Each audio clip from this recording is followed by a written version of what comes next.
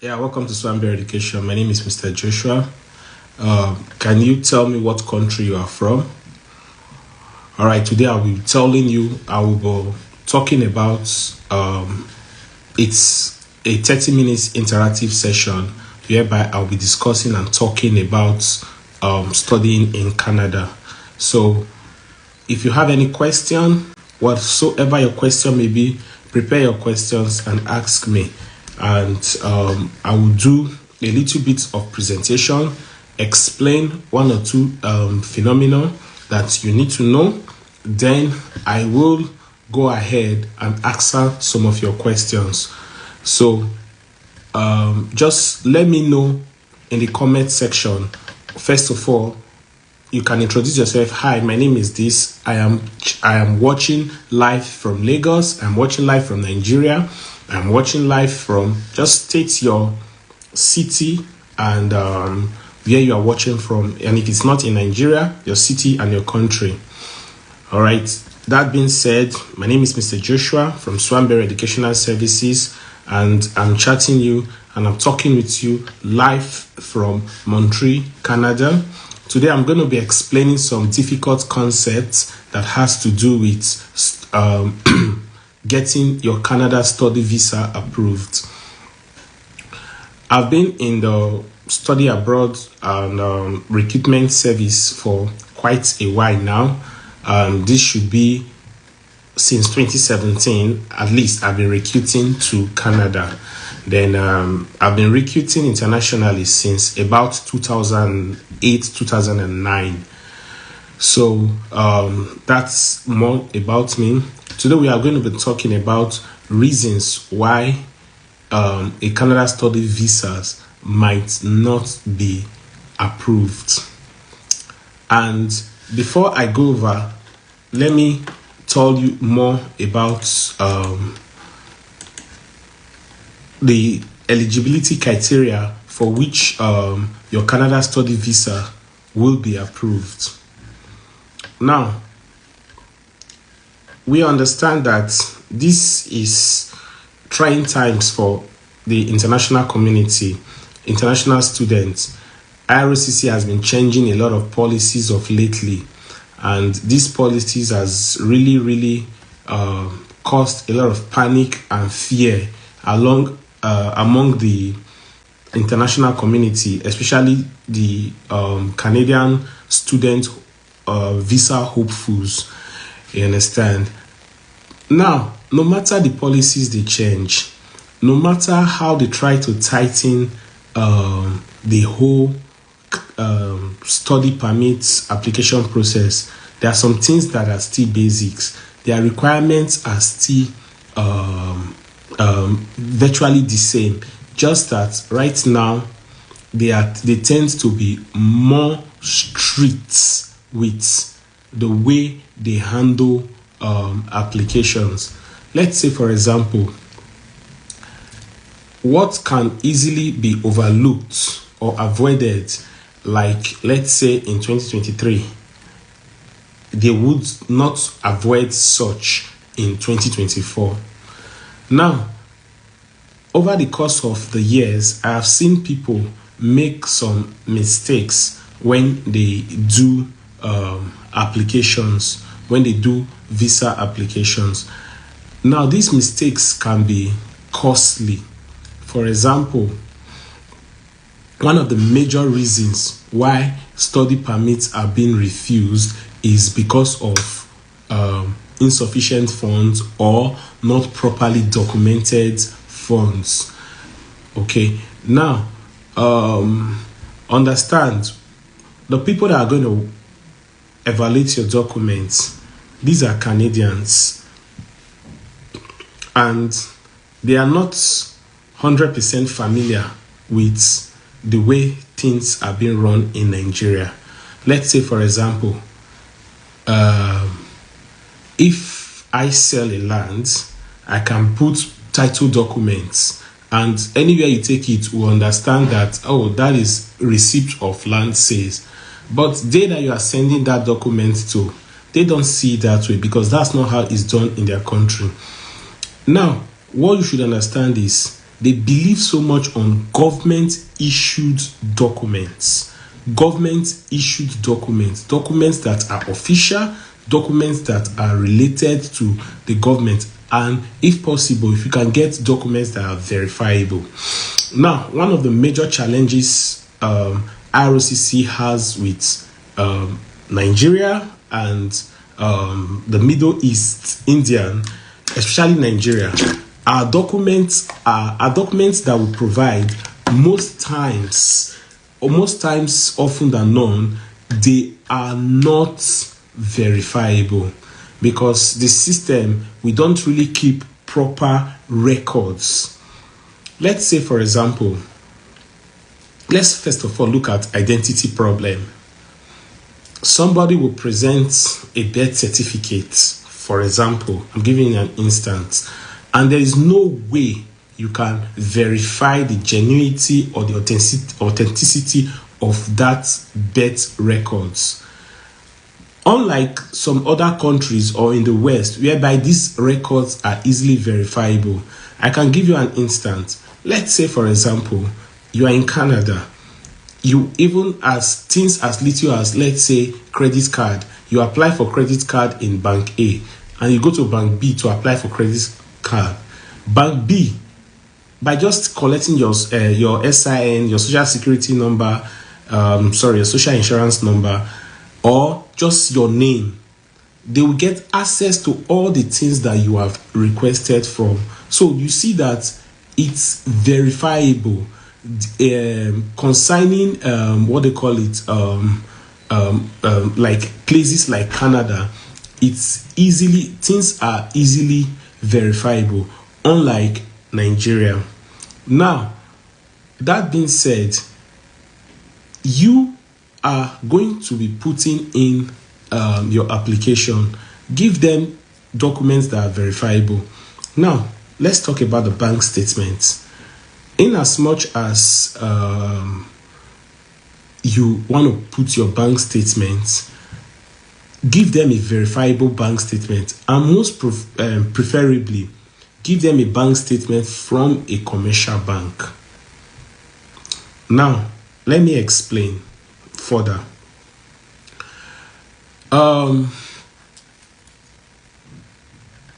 You can, before this whole changes, you can send them bank statement from microfinance bank, and they will just overlook it, and they would still approve your visa. But now, from some cases I have reviewed online, the GCMS notes, it is clearly stated that principal applicants used a microfinance bank and not a commercial bank, and that is the reason why they are refusing that applicant a study permit. So you see that things has changed. It has metamorphosed. It is not business as usual.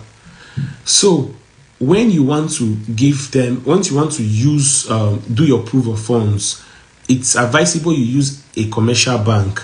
You can use a fixed deposit account. You can use a savings or a current account. You can even use a domiciliary account.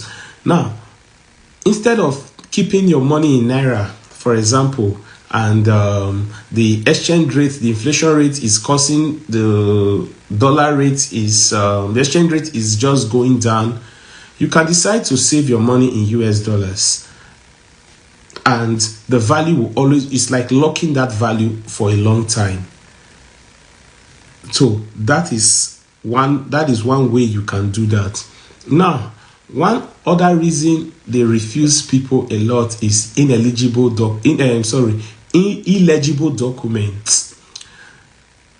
If you are required to merge all documents, when I mean all documents, if you've applied for the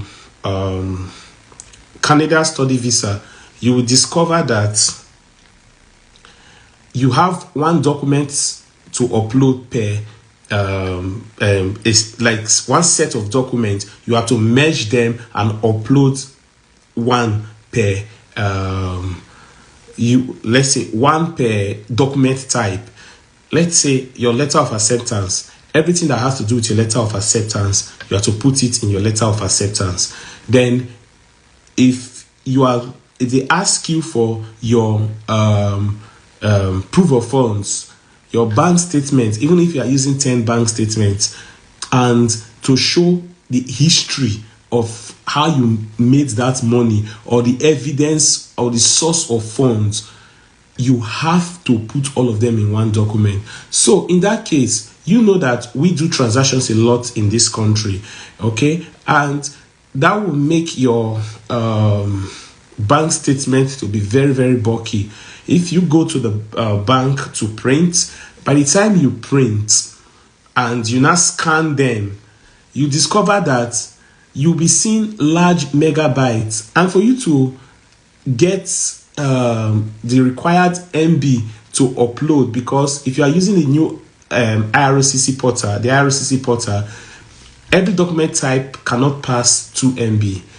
And if you are using the GC key, every document type cannot pass 4 MB. So, give or take, by the time you compress multiple documents to merge it to match that megabyte requirement, you discover that it becomes blurry and illegible. It becomes so difficult to read. Before these IRCC changes, they can sometimes manage, struggle, check it out, just go with the flow and still give you a positive decision. But in recent times, they are trying to filter out people that are least qualified. So once you put in a document that is not legible, they would just turn down your application. So we have to really work on getting a legible document. So how do you do that? There are 2 ways to go about that. Number 1, you have to get MyBankStatement. That is, go to your bank or your bank app and send your bank statement directly to the Canadian embassy. And once you do that, they will give you a printout issued by MyBankStatement. It will carry what they call it, the code for checking. So once you upload that, the embassy can check that, and that is easily and very verifiable.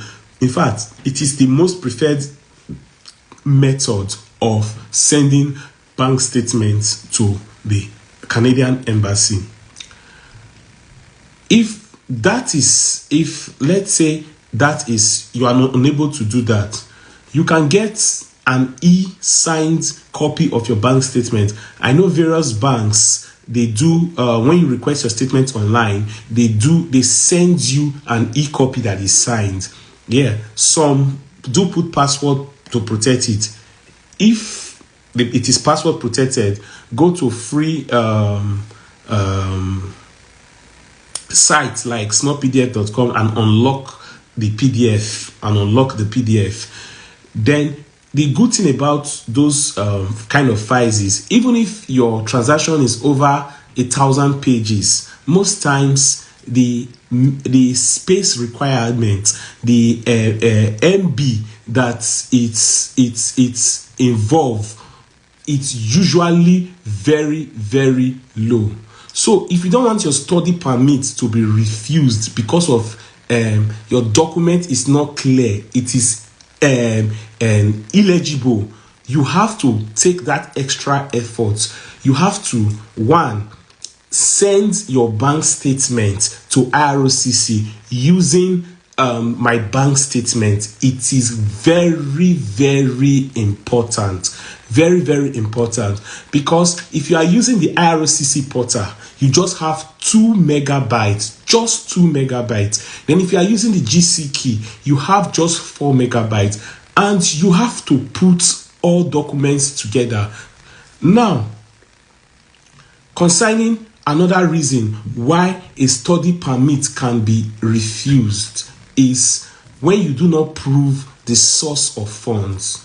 Yes, it is not enough to have, let's say, the whole money that you need from the beginning of the statement to the last day of the statement.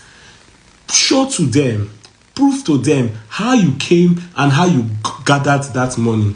The very first thing they will check is this person that is claiming to have XYZ amount, where does he work? Okay, they will convert your salary into Canadian dollars, and like, okay, let's say Mr. ABCD works for XYZ and is being paid, let's say, 250,000 naira a month. 250,000 naira a month, convert it is, let's say, about $200. Let's give that an instant. So if you are working and they are paying $200 per month, and you have a statement, a bank statement that has an opening balance of over 40,000 Canadian dollars. So how did you accumulate such money? That is what they want to see. Now, another mistake we do, you will just like, okay, I sold the property and blah, blah, blah, and you put plenty bulky deed of assignment, plenty. Most times they won't even read that. They won't even recognize it. If there is a way you can 1-2 page, just do it something like contract of sale. This land or this property has been sold, and you attach a receipt. A receipt doesn't have to be fanciful. You attach a receipt and you put it as receipt of sales. It goes a long way than all those long deeds of assignments that you do or that you put. It really goes a long way, and it's a very good way to prove your how you sold, how you came across that property. However, that is not the only way. Let's say you sold shares, show how you sold it. Let's say you liquidated investment, show how you liquidated it. Put all those documents. And presentation matters when you are gathering and when you are doing your proof of funds. Presentation matters a lot. First of all, your first word will be not so much documents, clarity.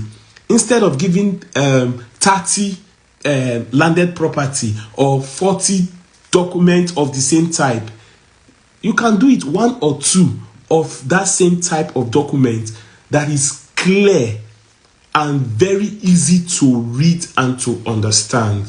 You need to understand that this visa cap, it's not just for only Nigerians, it is globally. So if they were accepting and giving 700,000 visas in a year globally, now they've reduced it, and it's also reduced it a further 10%. So it is now coming to survival of the fittest. But nothing really has changed. The only thing that has changed when it comes to packaging is that they are now stricter. The things they would have overlooked, they will not overlook it anymore. So if you have any question, drop it in the comment box and we will answer your questions. We will do well to answer your questions. Okay, this meeting will end in the next 12 minutes. So if you have any questions, let us know. Now, another thing you should understand when you are trying to prepare your proof of funds, you should know that this is like the most important part. So you need to calculate based on what they are expecting from you. What do they require from you? It is very simple. They need to know that you have at least, either you have paid your first year tuition or you have paid the first semester, you have the balance money for your first year tuition, and you have your living expenses. Some persons, they leave it at there. And if you do it that way, you might still have a little issues. You need to show them that you have money for your return tickets. They, according to the type of and the class of visa that you are applying for, it is a non-immigrant visa. It is a visa that, according to the visa class, you are expected after your studies to return back to your home country. You understand? So all you just need to prove to the consular officer is that I have enough money and to come. So let me give you a scenario. Let's say we are applying to, let's use International Business University, for example, for a master's program, and the program is for 17,250 per year. 17,250 per year, and it's a 2 years program. So this is how you calculate your proof of fund. Your tuition for first year is 17,250. Your living expenses for 1 year is 21,000 Canadian dollars. Now, what is expected minimum for you to show is that, okay, let's say you pay initial deposits of, let's say, $8,000 or $9,000. So if you pay $9,000 from 17,250, you still have about I think you still have about $8,250 or thereabouts to pay. Now, a good strategy for proof of funds will be showing that you have 8,250, showing that you have 21,000 Canadian dollars, and showing that you have like 2,000 Canadian dollars extra for return tickets. So that will bring your proof of funds to like almost 30 or 31,250 Canadian dollars that you need to show. However, this is the minimum requirement. This is the minimum requirement. If you do this, you can still get your visa if and only if you show a viable source of income. Let's say, for example, your parent is sponsoring you and your parent is a worker.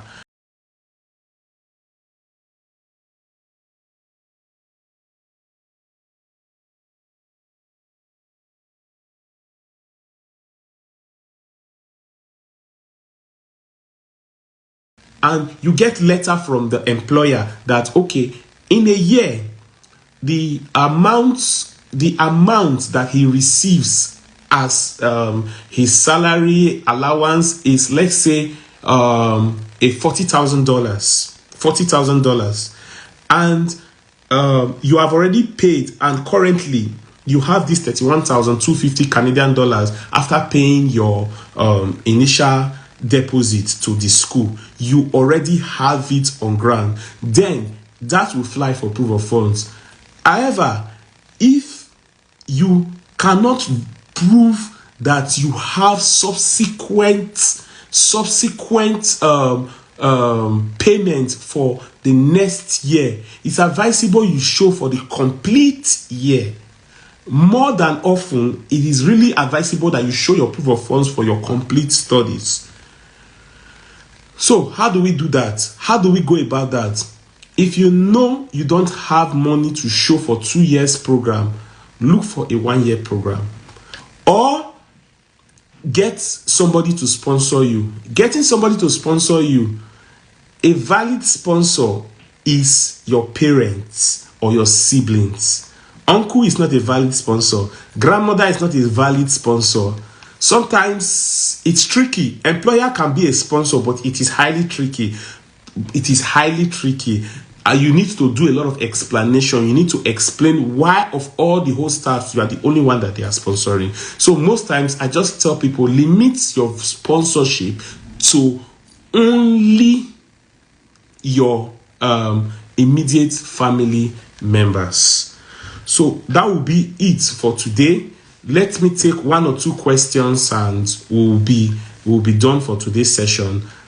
I'll come your way tomorrow.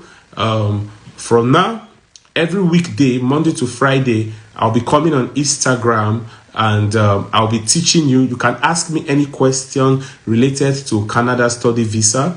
We have the experience. I'm based in Montreal, Canada, and this is what I do. Swanberry Educational Services. Our offices are located in Benin. We have a meetup point in Abuja.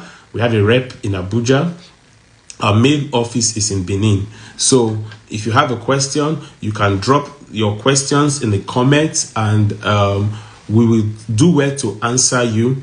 Then from next week, from Monday, after our Instagram, we'll be going over to Zoom so that we can take a larger class, and we can display our slides. We can show you hidden secrets that you need to know. You understand? If I may say, we have helped over 50 students come to Canada, and well, it's the Lord's doing. We know the technical know-how. We know what and what to put and what not to put. You understand? So if you have any question, you can kindly drop your questions on the comment box. All right. Now, on a final note, I really want to thank you for taking that time to come to our live session today. By tomorrow, we will be hosting another live session, and we will do well to share the words. And if you want any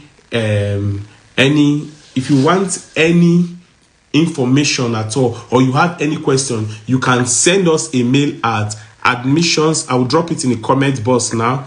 I will drop our email in the comment box. admissions@swanberrygroup.com.